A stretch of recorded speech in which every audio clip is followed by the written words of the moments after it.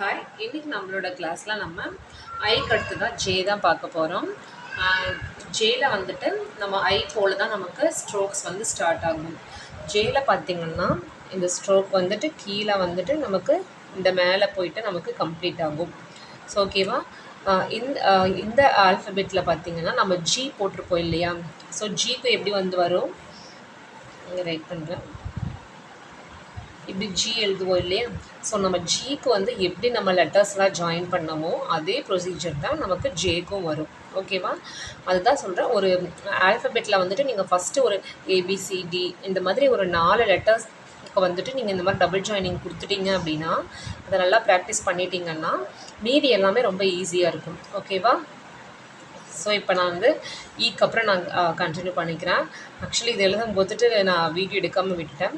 So அதனால் நான் அப்படியே கண்டினியூ பண்ணுறேன். இது ஆல்ரெடி நம்ம தெரியும் தானே. ஸோ தெரியல அப்படின்னா நீங்கள் ஜிக்கு எப்படி போட்டிங்களோ அதே ப்ரொசீஜர் தான் இதுக்கும் வரும். ஓகேவா.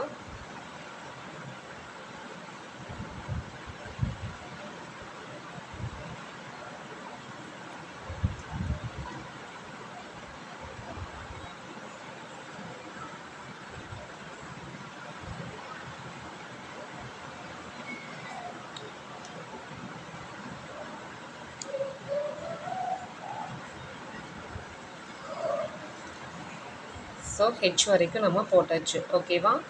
இன்னொன்று நீங்கள் ரைட் பண்ணும்போது ஆக்சுவலி நான் பண்ணுற மிஸ்டேக் தான் நான் சொல்கிறேன்.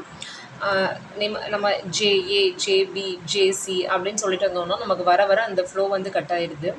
ஸோ அதனால் ஏபிசிடி அந்த மாதிரி நீங்கள் சொல்லிட்டு எழுதும்போது அந்த ஆர்டர் வந்துட்டு நமக்கு மாறாமல் கரெக்டாக வரும். ஓகேவா. நான் ஏதாவது பேசும்போது என்னாவது இடையில அந்த லெட்டர் வந்து மாறிடுது. ஸோ அதனால் அந்த லைன் வந்து கரெக்டாக வர மாட்டேங்குது. ஸோ நீங்கள் ஒரு லெட்டராக சொல்லுங்கள். ஏபிசிடிஇஎஃப்ஜி அந்த மாதிரி சொல்லிவிட்டு நீங்கள் ரைட் பண்ணுங்கள். ஓகேவா. ஸோ நம்ம ஹெச் வரைக்கும் முடிச்சிட்டோமா. அதுக்கப்புறம் என்ன வரும், ஐ.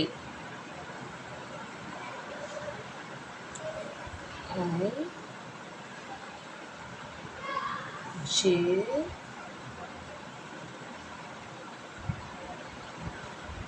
K L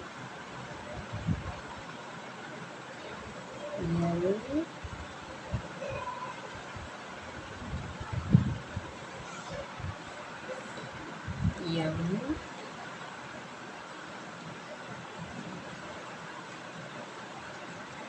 N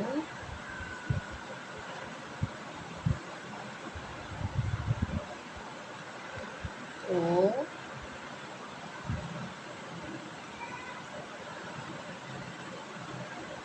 P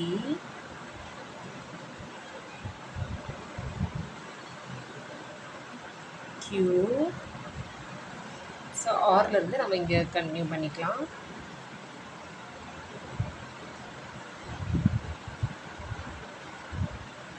R S T U V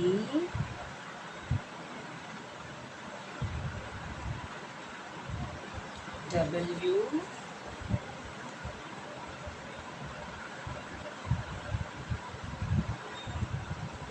X Y